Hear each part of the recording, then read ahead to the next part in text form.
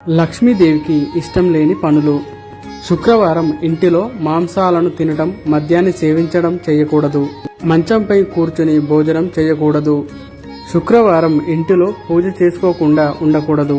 దరిద్రం కలిగించే వస్తువులను ఇంట్లో పెట్టుకోకూడదు.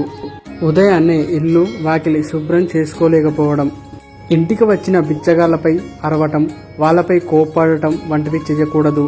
భర్తని, పిల్లల్ని, ఇంట్లో వారిని తిట్టడం, వారిపై గట్టిగా అరవడం, విసుక్కోవటం, ఎక్కువగా శబ్దాన్ని చేయడం లాంటివి చేయకూడదు. సూర్యుడు అస్తమించిన తర్వాత కూడా ఇంటిని చీకటిగా ఉంచకూడదు. శుభ్రత లేకుండా దేవుడి గదిలోకి రాకూడదు. ఉదయాన్నే లేచి ముఖం కడుక్కోకుండా భర్తకు కనిపిస్తే ధన నష్టం జరుగుతుంది.